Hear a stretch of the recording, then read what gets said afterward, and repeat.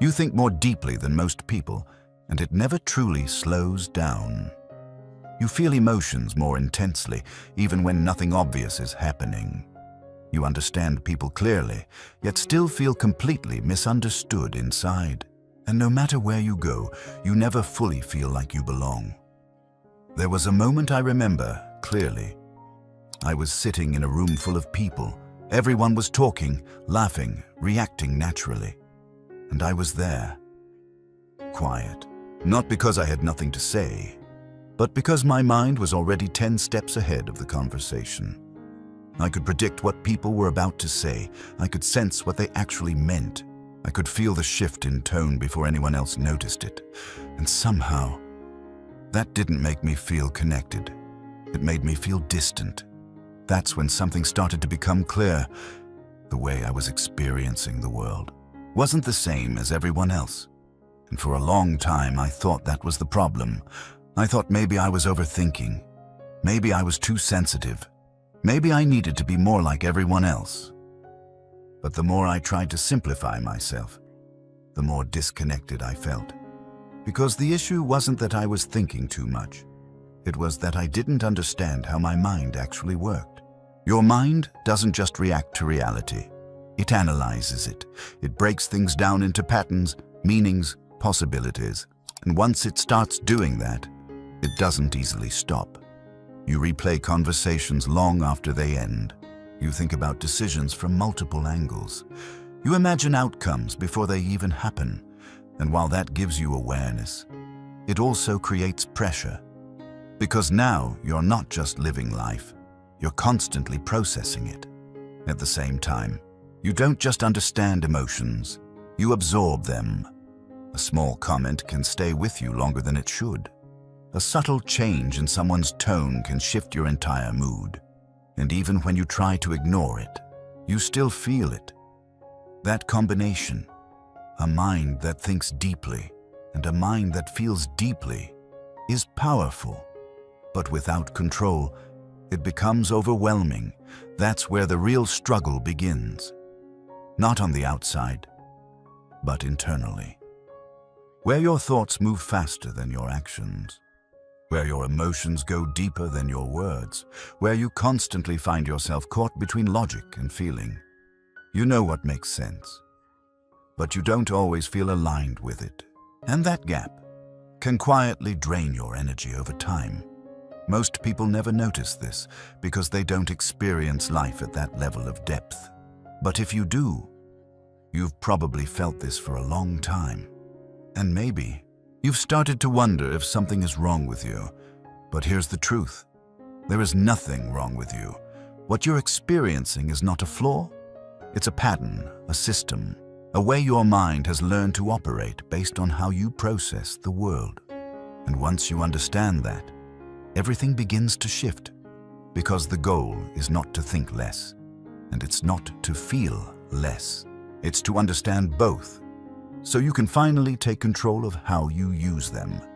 This is about seeing clearly how your IQ and your EQ interact, how they shape your thoughts, how they influence your emotions, and how they quietly control your behavior without you realizing it.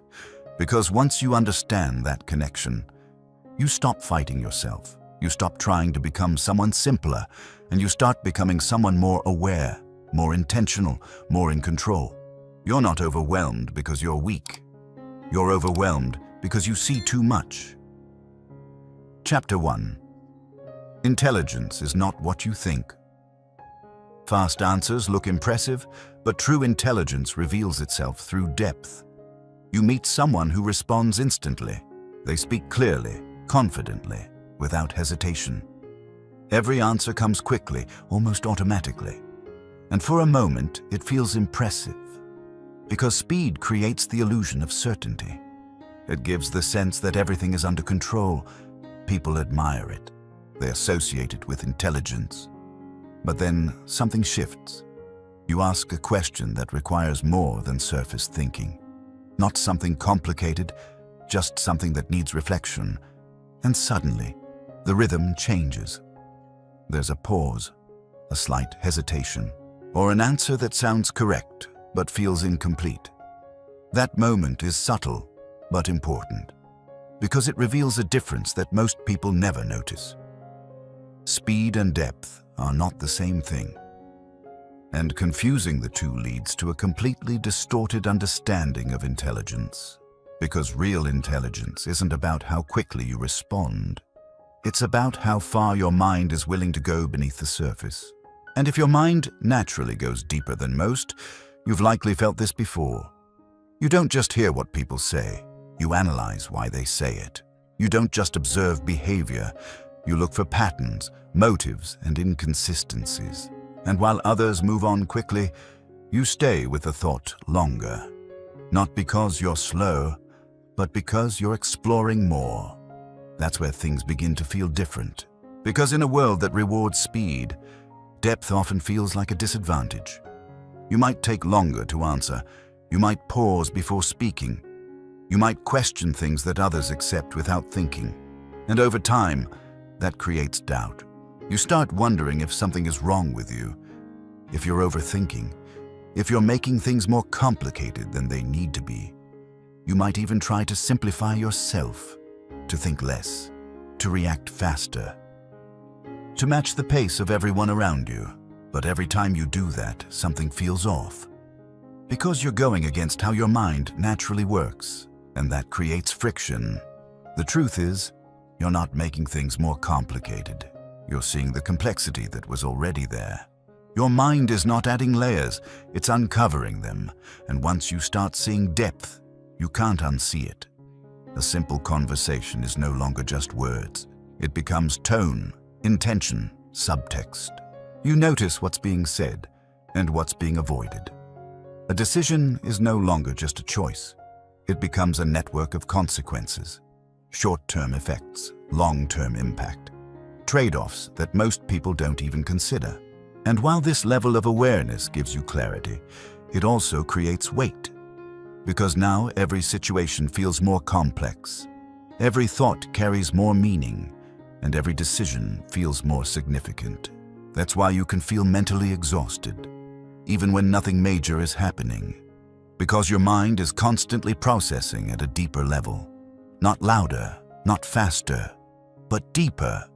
And the problem is, no one teaches you how to manage that depth.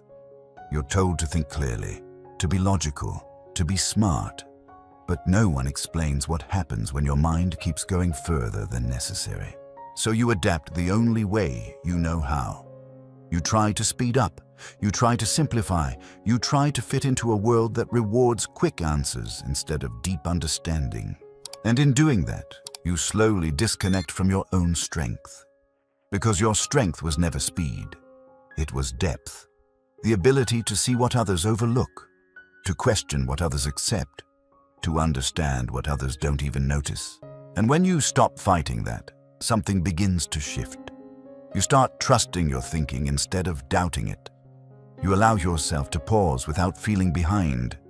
You begin to see that your pace is not a flaw, it's precision. But with that precision comes responsibility. Because if you don't guide your thinking will guide you. Your mind will keep searching, more answers, more layers, more possibilities, even when you don't need them. And that's where depth turns into overthinking. Not because depth is wrong, but because it's unregulated. Because without awareness, your mind doesn't know when to stop. It keeps going even when clarity has already been reached. So the goal is not to think less. It's to know when to stop going deeper. To recognize the point where understanding becomes repetition. To see when analysis turns into unnecessary mental noise. That awareness changes how you experience your own mind. Because now you're not trapped inside your thoughts. You're observing them. And that creates something powerful. Space. Space between the thought and your reaction. Space between what you notice and what you choose to do with it. And in that space, something new becomes possible. Control, not control in the sense of suppression, but control in the sense of direction. You choose which thoughts to follow. You choose when to go deeper and when to stop. And once you develop that ability, everything changes. Depth no longer feels like a burden. It becomes an advantage. Because now, you're not just someone who thinks deeply. You're someone who knows how to use that depth intentionally. And that is where real intelligence begins to reveal itself. Not in how fast you think, but in how consciously you guide your thinking. And once you understand that, you stop chasing speed and you start mastering depth. Chapter 2. The mind that never stops. Your body can rest at night, but your mind keeps searching for answers. It's late at night. Everything around you has gone quiet. No noise, no movement, no pressure from the outside world. And yet, your mind is still active, not just thinking, processing, replaying, expanding every detail that happened earlier in the day. You go back to a conversation, not the whole thing, just one sentence, something small. You hear it again in your head. You analyze the tone. You question the meaning. You imagine what they really meant and what you should have said instead. And even when nothing is actually wrong, your mind keeps searching for something to fix. That's when it starts to feel heavy. Because the situation is over, but your mind is still inside it.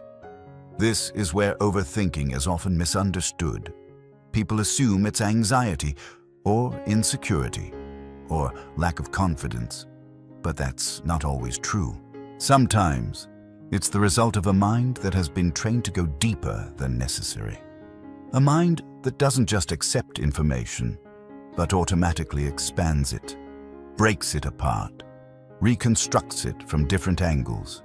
And once your brain learns that pattern, it doesn't turn off when the moment ends.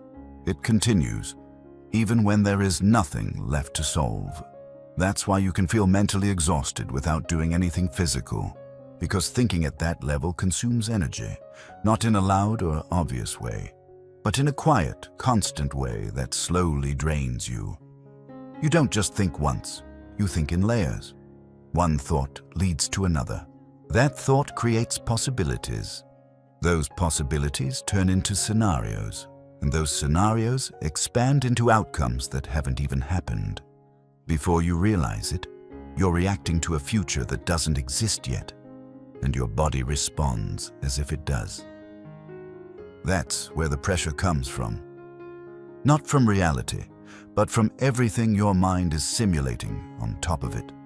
And the more intelligent your thinking is, the more detailed those simulations become. You don't just imagine outcomes, you imagine consequences, reactions, long-term effects. You see the chain before it even starts, and while that ability can be powerful, it also creates a hidden problem, because your mind doesn't always distinguish between what is real and what is possible. Everything feels equally important, equally urgent, equally worth analyzing. That's how you get stuck in loops. You revisit the same situation from different angles. You try to find the perfect answer, the most accurate response, the best possible outcome. But there is no end point, because your mind can always go one layer deeper. That's the trap. Not that you're thinking incorrectly, but that you're thinking without a boundary, without a signal that says, this is enough. And over time, that changes how you experience life. Moments feel heavier than they should. Decisions feel more complex than they need to be. And even simple situations can become mentally exhausting. You begin to spend more time inside your head than in the present moment. And the longer that continues, the more disconnected you feel from reality. Not because you don't understand it, but because you're constantly analyzing it instead of living it. That's the real cost of a mind that never stops. It doesn't destroy your ability to function. It slowly pulls you away from the experience itself. But here's where the shift begins. The problem is not that your mind thinks too much. The problem is that it doesn't know when to stop. There is a difference between useful thinking and unnecessary continuation. Useful thinking leads to clarity. It helps you understand, decide, and move forward. But once clarity is reached, continuing to think no longer adds value. It only creates noise. And that's the part most people never learn, because no one teaches you how to recognize that line. So your mind keeps going, even when it has already done its job. That's why awareness becomes the most important skill. Not awareness of the outside world, but awareness of your own thinking process. The ability to notice when your mind has crossed from clarity into repetition. When you can see that shift clearly, you gain something most people never develop. You gain control. Not control by force, not by trying to shut your thoughts down, but by choosing whether to continue them.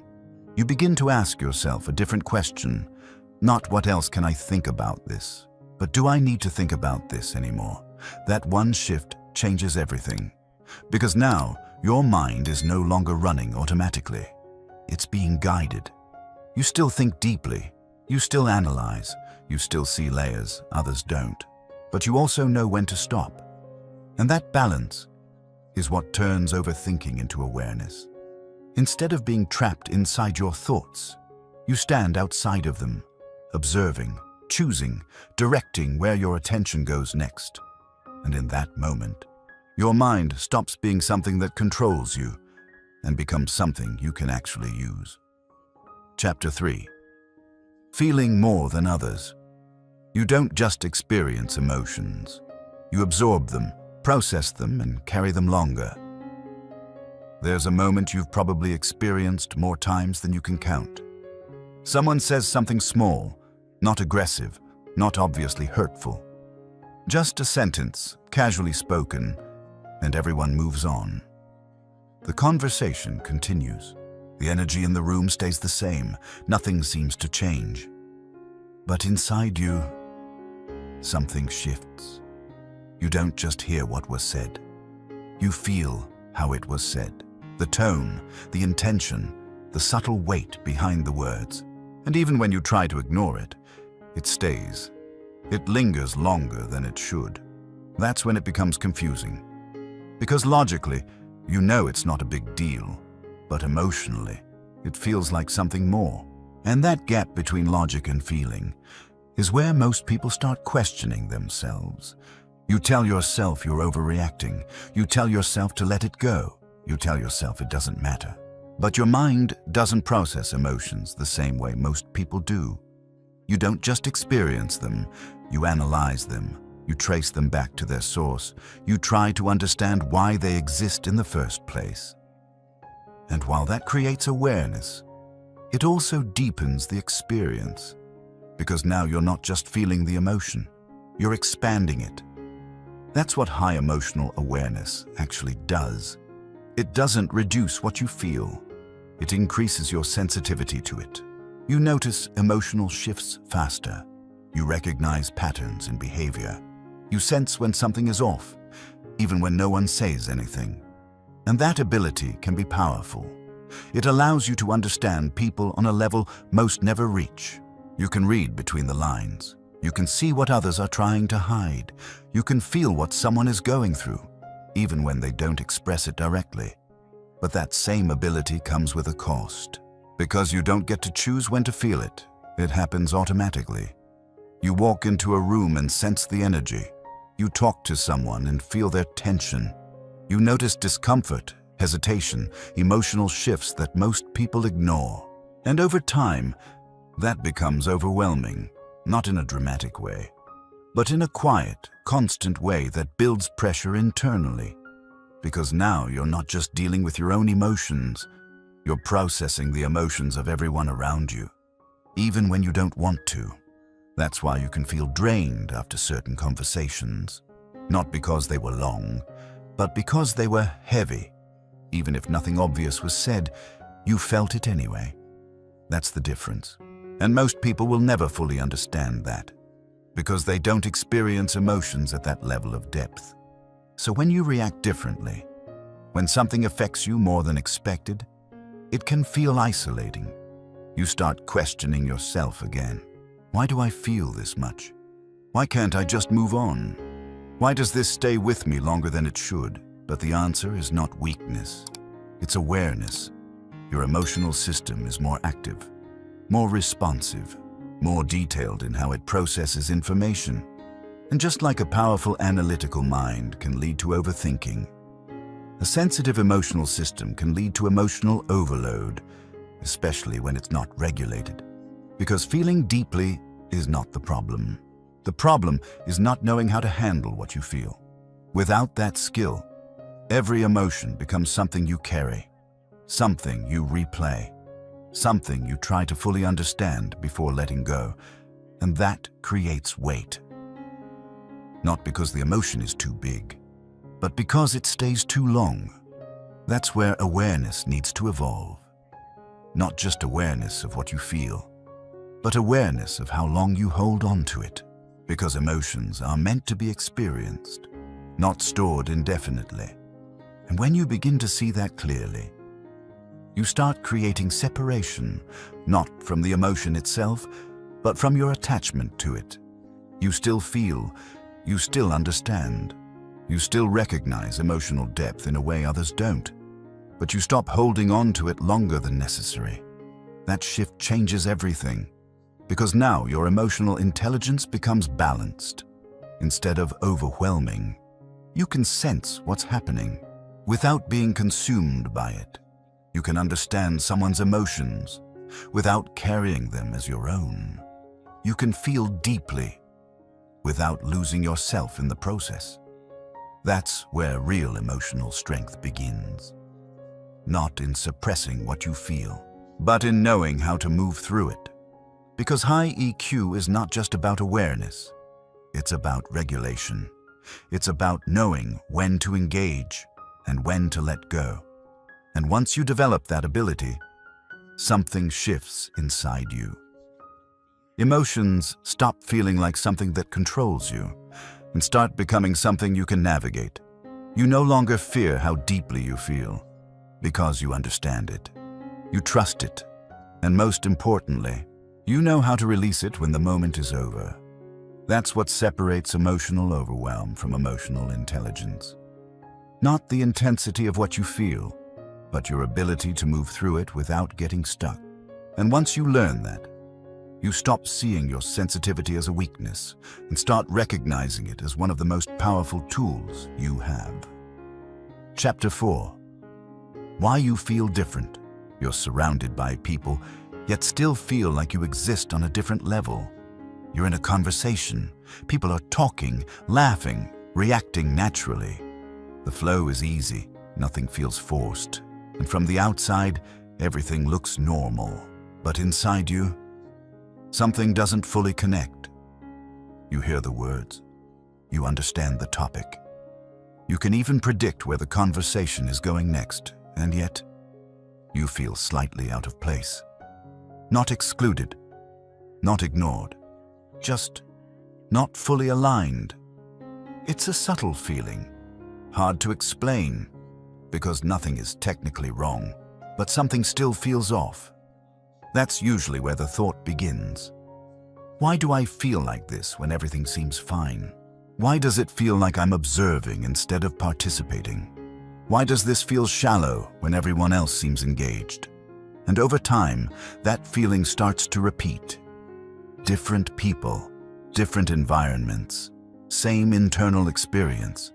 You begin to notice patterns. You lose interest in conversations faster than others. Not because you don't care, but because your mind is searching for something deeper, more meaning, more substance, more authenticity, and when it doesn't find it, it disconnects. That's where the difference becomes clear, because most people engage at the surface level. They talk to connect socially, to pass time, to maintain comfort. But your mind is not wired for that kind of interaction. You don't just want to talk, you want to understand. You don't just want to respond, you want the conversation to have depth. And when that depth isn't there, your attention fades. Not intentionally, but naturally. That's what creates the gap. Not intelligence alone, not emotion alone, but the combination of both. a mind that analyzes, and a mind that feels. Together, they create a different experience of reality, one that doesn't always match the environment around you. And when that mismatch happens repeatedly, you start to feel different, not better, not worse, just different. And that difference can be confusing, because it doesn't come with a clear explanation. There's no obvious reason for it, no external sign that something is off. It's internal, subtle, persistent, and over time it begins to shape how you see yourself. You might start pulling back in conversations, speaking less, not because you lack confidence, but because you don't feel the need to engage at that level. You might choose silence over participation, not because you're uncomfortable, but because the conversation doesn't stimulate your thinking. And that choice can be misunderstood. People might assume you're distant or uninterested or even disconnected. But that's not what's happening. You're just operating on a different layer. And that layer is not always visible to others. That's what creates the feeling of being misunderstood. Because even when you're present, even when you're engaged internally, it doesn't always translate externally. And the more this pattern repeats, the more you start questioning yourself. Maybe I should be more like them. Maybe I should engage more. Maybe I should stop thinking so much. But every time you try to adjust, it feels unnatural, forced, temporary, because you're trying to match a level that doesn't reflect how your mind actually works. That's where the real tension begins. Not between you and other people, but between you and yourself. Because part of you wants to belong, to connect, to feel aligned with others.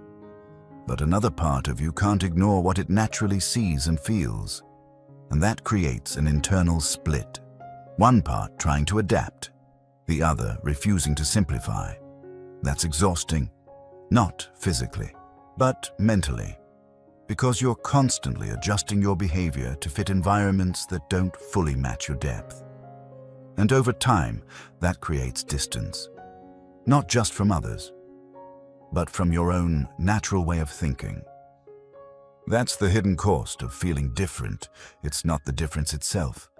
It's the pressure to reduce it, to make yourself easier to understand, to make yourself easier to fit into situations that were never designed for how your mind operates. But here's what changes everything. That difference is not a flaw.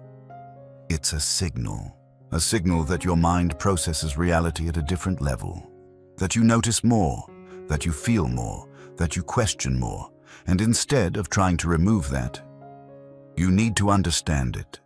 Because once you understand it, you stop trying to force connection where it doesn't naturally exist.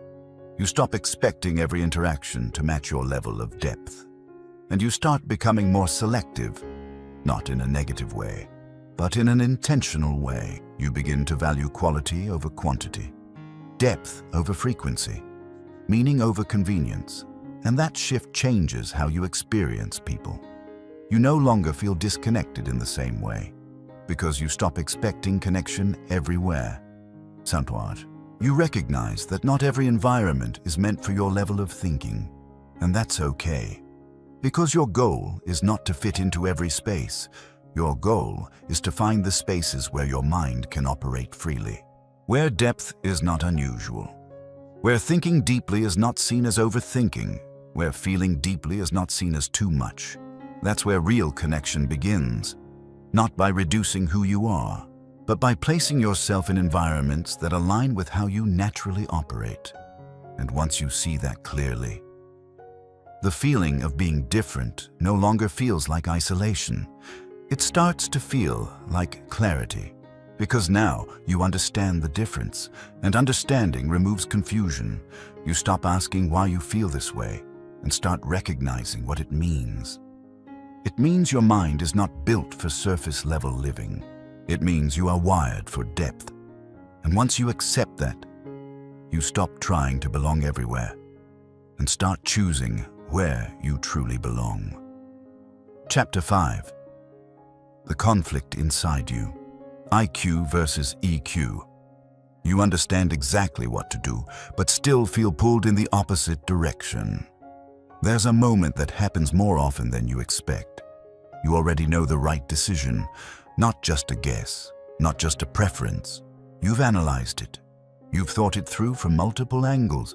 You've seen the consequences, the outcomes, the long-term effects. Logically, it's clear. This is the right move. And yet, you hesitate. Not because you don't understand, but because something inside you doesn't feel aligned with that decision. That's where the conflict begins. A quiet tension between what you know and what you feel. And the more aware you are, the stronger that tension becomes. Because now you can clearly see both sides. Your mind lays out the logic. Precise, structured, objective. It tells you exactly what makes sense, exactly what will work, exactly what will lead to the best outcome. But your emotions don't follow the same rules. They don't operate on logic. They respond to experience, memory, attachment, meaning. And sometimes they move in a completely different direction. That's when it feels like you're split into two parts. One part observing clearly, the other part reacting deeply. And neither one is wrong. That's what makes it so difficult. If logic was wrong, you could ignore it. If emotion was wrong, you could suppress it. But when both are valid, you get stuck in between. You sit with the decision longer than most people would. You replay it, you question it, you try to reconcile both sides. But the gap doesn't close easily. Because logic and emotion are not designed to agree. They serve different functions. Logic is meant to guide action. Emotion is meant to signal experience. And when both are strong, the conflict becomes constant. You know what makes sense, but you feel something else pulling you away from it. And over time, that creates frustration.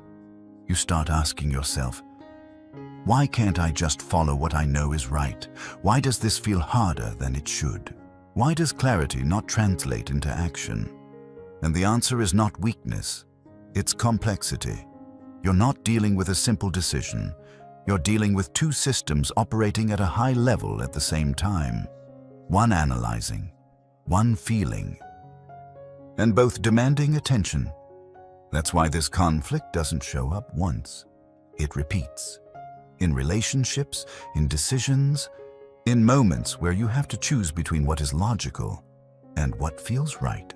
You might stay in situations longer than you should. Not because you don't see the truth, but because you feel something that keeps you there. You might delay decisions, not because you're confused, but because you're trying to align two parts of yourself that don't easily align. And that delay can be exhausting, because your mind has already reached clarity, but your emotions haven't caught up yet.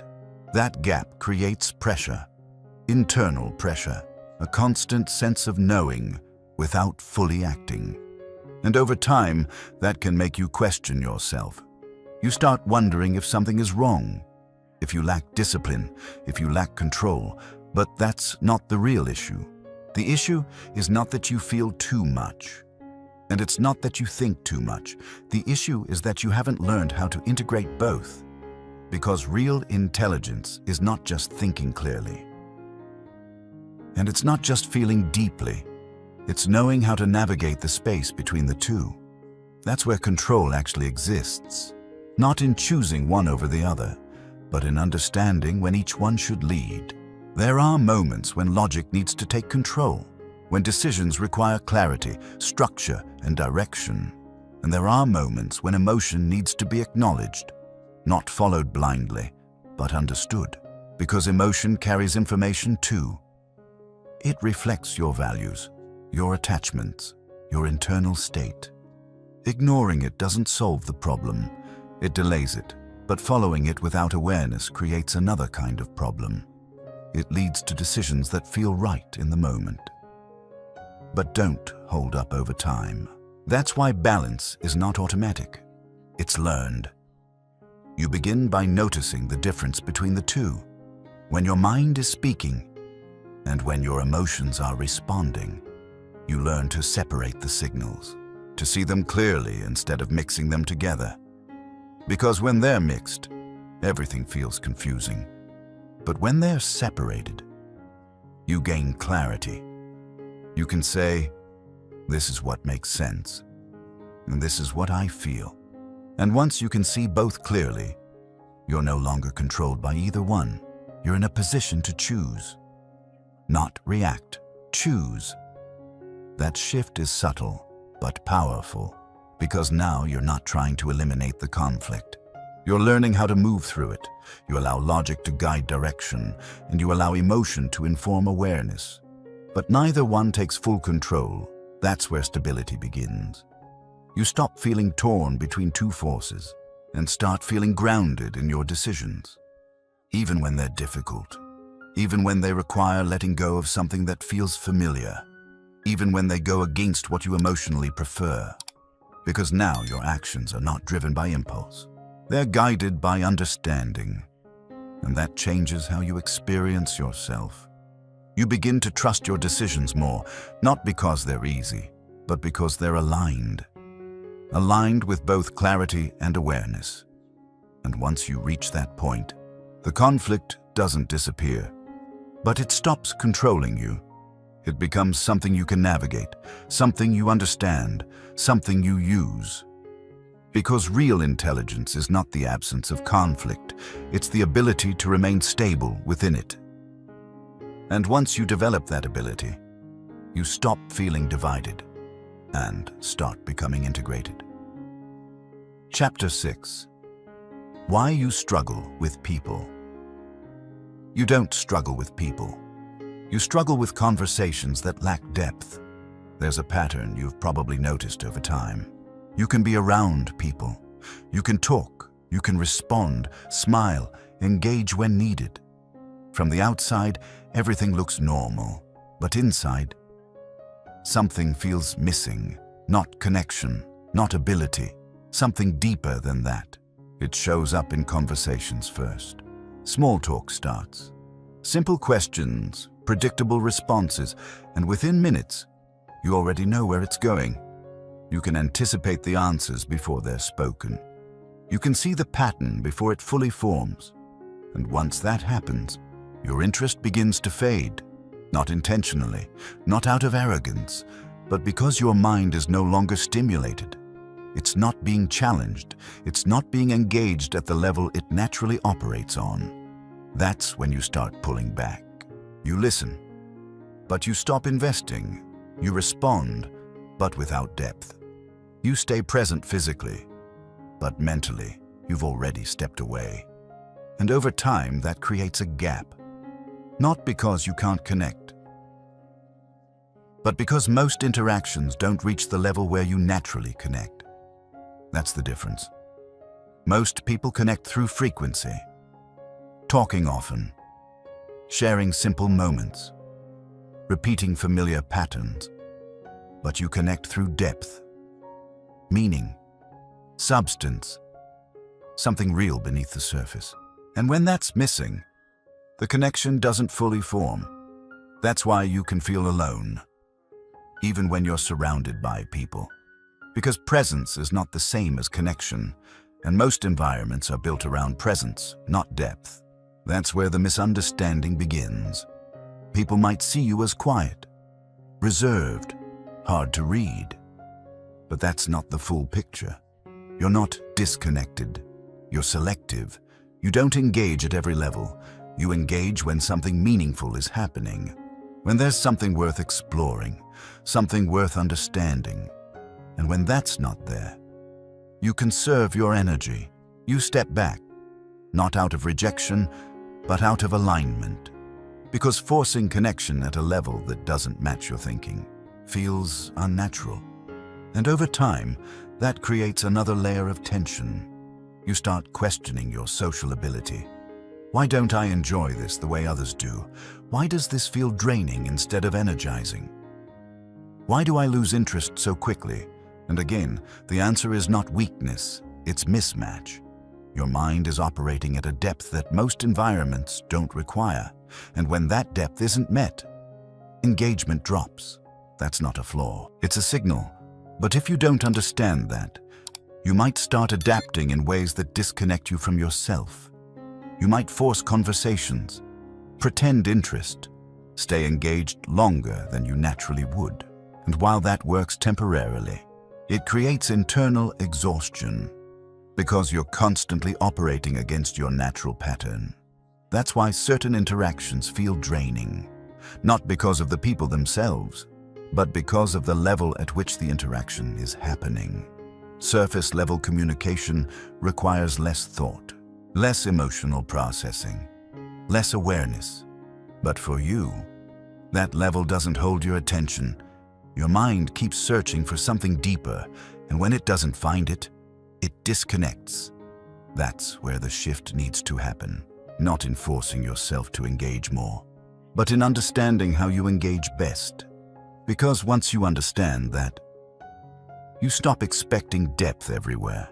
You stop forcing connection in environments that aren't designed for it. And you start becoming more intentional about where you invest your energy. You look for conversations that expand your thinking, people who are comfortable exploring ideas, spaces where depth is not unusual, but natural. And when you find that, everything changes. Conversation becomes engaging again. Connection feels real again. You don't have to force interest, because it's already there. That's when you realize something important. You were never bad with people. You were just trying to connect in environments that didn't match your level of depth. And once you stop doing that, you stop feeling disconnected. Not because people changed, but because your approach did. You become more aware of where you belong and where you don't need to force yourself to fit. That awareness creates clarity, and clarity reduces frustration. You no longer expect every interaction to be meaningful, but you also don't settle for interactions that drain you. You find balance between engagement and distance, between presence and depth. And in that balance, connection becomes intentional, not forced, not random, but chosen. And that's where your strength actually shows up, not in how many people you can connect with, but in how deeply you can connect when the right environment appears. Chapter 7. The hidden cost of intelligence. The more you understand everything around you, the harder it becomes to feel at peace. There's a point where awareness stops feeling like an advantage. Not suddenly, not dramatically, but gradually. At first, it feels like clarity. You see things others don't. You understand patterns faster. You recognize behaviors, motives, consequences before they fully unfold. It gives you a sense of control, a sense that you're ahead. But over time, that same awareness begins to change how you experience everything. You don't just see what's happening, you see what it leads to. You don't just hear what people say, you hear what they avoid saying. You don't just observe situations, you see the layers underneath them. And once your mind starts operating at that level, it doesn't go back. You can't unsee what you've already understood. That's where the shift begins. Because now, life is no longer simple. Not because it actually changed, but because your perception did. Things that once felt neutral start to feel more complex. Conversations carry more weight.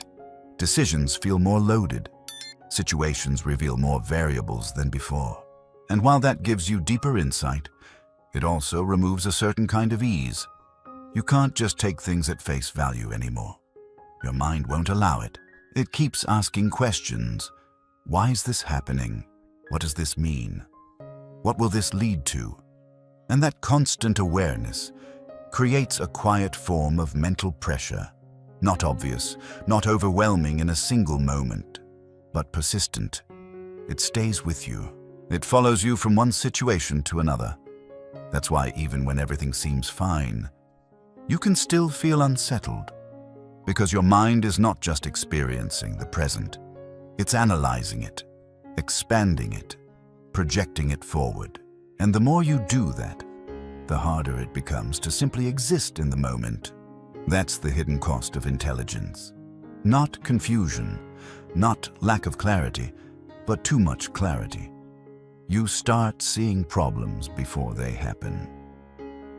You recognize patterns that others ignore. You anticipate outcomes that haven't even begun. And while that sounds like an advantage, it also creates distance from simplicity. Because now you can't just experience something as it is. You experience everything it could become. That's where peace becomes harder to maintain, not because your life is worse, but because your mind is more active, more aware, more engaged with every detail, and without control. That awareness turns inward. You start analyzing yourself the same way you analyze everything else. Your decisions, your reactions, your thoughts, your emotions. Nothing is left untouched. Everything is examined. And while self-awareness is valuable, too much of it, without direction, creates pressure. You begin to question things that don't need to be questioned. You revisit choices that have already been made. You analyze reactions that were natural in the moment. And slowly, you move further away from ease. That's when it starts to feel heavy. Not because you don't understand life, but because you understand too much at once. And that understanding is not filtered. It comes all at once, layered, detailed, constant. That's why intelligent people often feel mentally tired, even when they're doing nothing externally demanding. Because their mind is never truly idle. It's always engaged, always processing, always connecting dots. And over time, that creates a subtle sense of fatigue, a quiet exhaustion that's hard to explain. You're not physically drained, but mentally, you feel full. Full of thoughts, full of awareness, full of everything your mind refuses to ignore. That's where many people start to misinterpret the experience. They think something is wrong, that they're overcomplicating life, that they should just stop thinking so much. But that's not the solution. Because the depth of your thinking is not the problem. The lack of control over it is. You don't need to see less. You need to learn how to filter what you see, to decide what deserves your attention and what doesn't. Because not everything you notice needs to be processed fully. Not every pattern needs to be explored. Not every possibility needs to be followed. That's where awareness turns into discipline, the ability to recognize something without immediately engaging with it, to see a thought without following it endlessly, to understand a pattern without letting it consume your attention. That shift is what brings balance back. Because now your intelligence is not just expanding your perception, it's being directed. You're no longer absorbing everything equally. You're choosing what to focus on, what to explore, what to let go. And that choice creates space. Space for your mind to rest. Space for your thoughts to slow down. Space for your awareness to exist without overwhelming you. That's where peace begins to return. Not by reducing your intelligence, but by learning how to manage it. Because intelligence without control creates pressure, but intelligence with control creates clarity. And clarity, when guided properly, leads to something most people are searching for, not just understanding, but calm. A sense that your mind is working with you, instead of constantly pulling you deeper. And once you reach that point, the cost of intelligence no longer feels like a burden. It becomes something you can carry without being weighed down by it. And when that space begins to exist, something else becomes possible. You start noticing a difference in how you move through life. The same situations are still there. The same patterns still exist. The same awareness is still present. But your relationship with it changes. You're no longer pulled into every thought. You're no longer reacting to every layer your mind reveals. You see it, but you don't follow all of it. That distinction is small, but powerful. Because before, awareness automatically led to engagement. Now, awareness gives you a choice, and that choice is where your energy is protected. You begin to realize that not everything deserves your attention. Not every insight needs to be explored. Not every realization needs to be expanded. Some things can simply be noticed and released.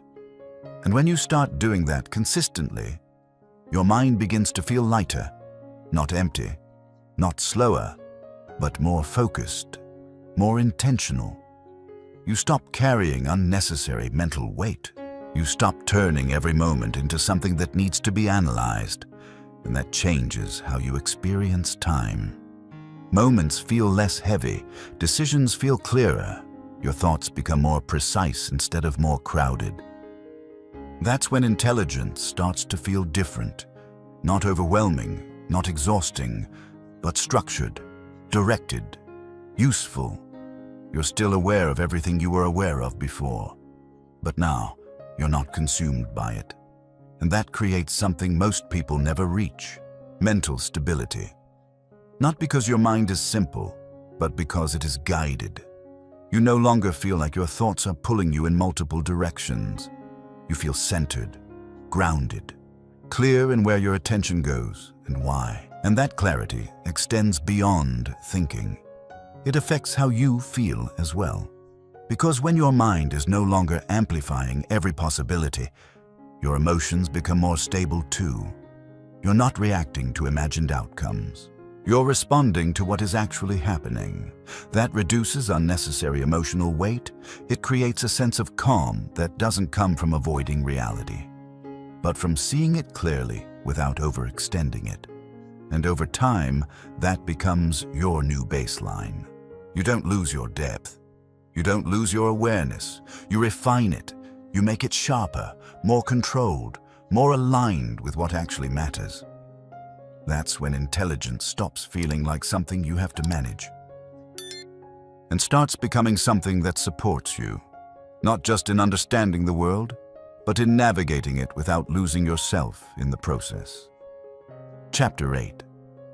Turning awareness into control. Awareness without control overwhelms you, but control turns awareness into real power.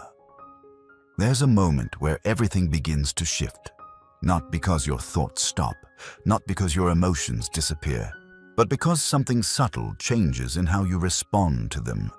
You notice a thought, and instead of following it immediately, you pause, just for a second. That pause is small, almost invisible, but it changes everything. Because before that moment, every thought led somewhere.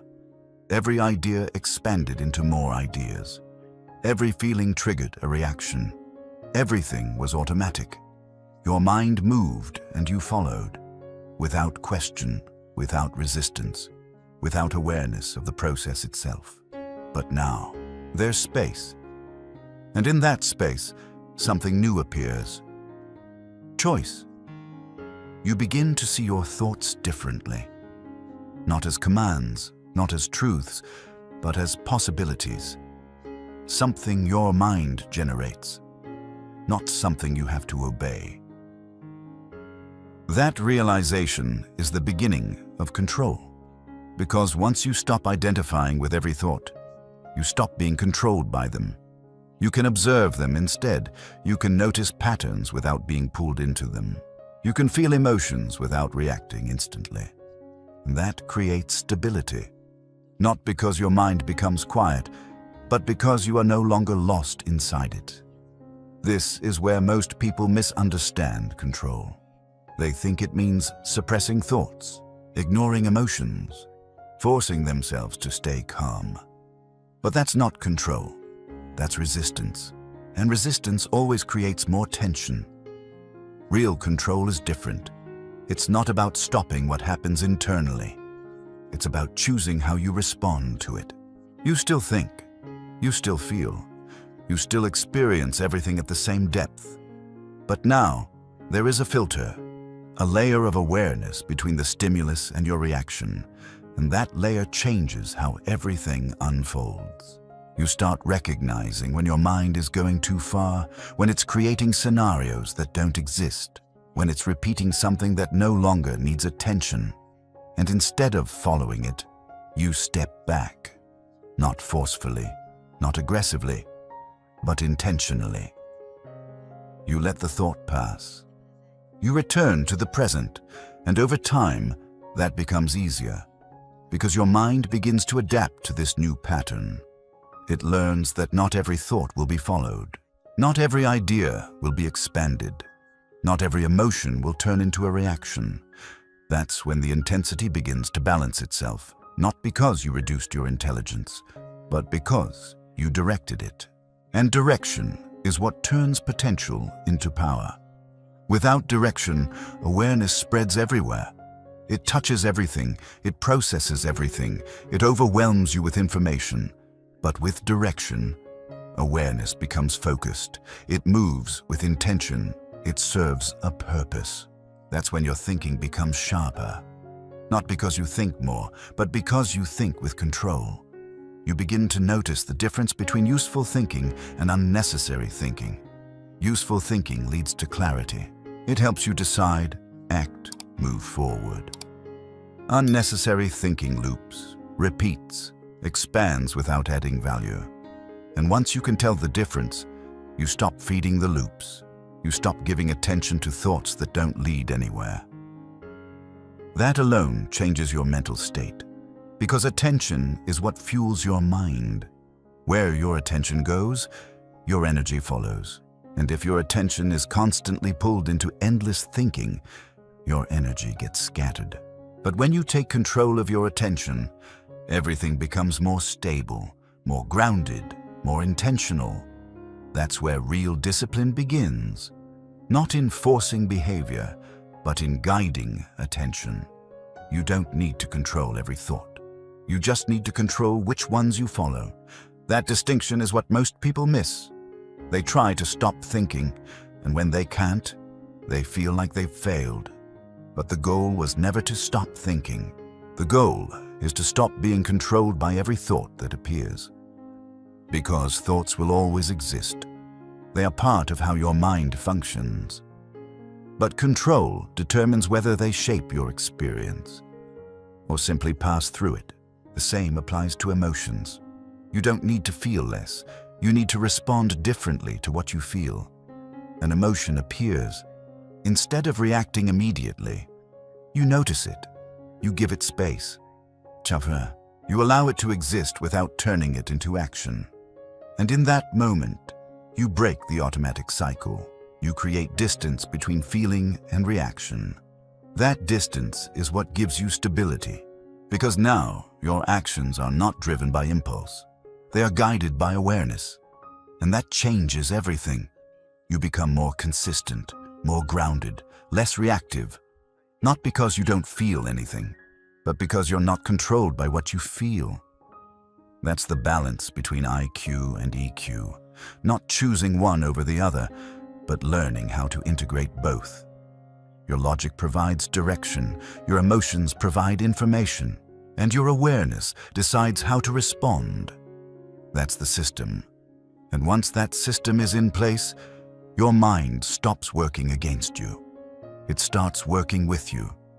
You no longer feel overwhelmed by your own thinking. You feel supported by it. You no longer feel controlled by your emotions. You feel informed by them. That's when intelligence becomes complete. Not just the ability to understand, but the ability to act with clarity. To feel without losing control. To think without getting stuck. And to move through life with a sense of direction that is not constantly interrupted by internal noise. That's what most people are trying to achieve. Not more intelligence, not more awareness, but more control over how those things are used. And once you reach that point, something shifts permanently. You stop fighting your mind. You stop trying to reduce your depth. You stop wishing you were simpler. Because now you understand how to use what you have. And that understanding changes how you see yourself. You're not someone who thinks too much. You're someone who can think deeply and choose when to stop. You're not someone who feels too much. You're someone who can feel deeply and remain grounded. That identity shift is powerful because it replaces doubt with clarity, confusion with direction, and once that happens, you move differently, you respond differently, you experience life differently, not because the world changed, but because you did. And that is where real control becomes visible, not in what you say, not in what you show, but in how you operate internally. Calm, aware, intentional, and fully in control of the one thing most people never learn to manage: their own mind. There was a time when I thought the problem was my mind, that I was thinking too much, feeling too deeply, seeing things in a way that made life harder than it needed to be. I tried to simplify myself, to react faster, to stop analyzing everything, to feel less. But every time I did that, something felt off. Not wrong on the outside, but disconnected on the inside, because I wasn't actually solving the problem. I was avoiding it. It took time to understand this. The problem was never how my mind worked. The problem was that I didn't know how to work with it. There's a difference. A big one. Because once you understand how your mind operates, everything starts to make sense. Why you think the way you do, why you feel the way you do, why certain things affect you more than others. It stops feeling random and starts feeling structured, like a system that was always there, but you just didn't know how to use it yet. That's when the shift happens. You stop trying to become simpler, and you start becoming more aware, more intentional, more in control. You stop seeing your depth as a burden and start recognizing it as an advantage that was never trained. Because that's what it really is. Untrained awareness, uncontrolled intelligence, unmanaged emotional depth. And once you begin to train it, everything changes. Your thoughts don't disappear, but they stop overwhelming you. Your emotions don't fade, but they stop controlling you. Your awareness doesn't shrink, but it becomes focused, directed, useful. That's when your mind stops feeling like a weight and starts becoming a tool. Something you can rely on, something that supports you instead of pulling you in different directions. And from that point forward, you move differently. You don't react the same way. You don't get pulled into every thought. You don't get consumed by every feeling. You observe, you choose, you act with clarity. That's where real control exists. Not in forcing yourself to be calm, but in understanding why you were overwhelmed in the first place. And once you understand that, you don't need to fight your mind anymore. You guide it, and that changes how you experience everything. You're no longer trying to keep up with the world. You're no longer trying to fit into environments that don't match your depth. You're no longer questioning why you feel different, because now you understand it. And understanding removes confusion. You begin to trust yourself more. Not blindly, but consciously. You know how you think, you know how you feel, and most importantly, you know how to respond. That's what separates awareness from mastery. Not what you know, but how you use it. Because in the end, this was never about becoming more intelligent. You already were. It was about learning how to handle that intelligence, without letting it overwhelm you, without letting it isolate you, without letting it control you. And once you learn that, everything changes. Not instantly, but permanently. Because now you're not just aware, you're in control. And that is the difference between a mind that feels like a burden and a mind that becomes your greatest advantage. You were never too much. You were never broken. You were just operating at a level. You were never taught how to manage. And now that you understand it, you don't need to reduce who you are. You just need to use it correctly.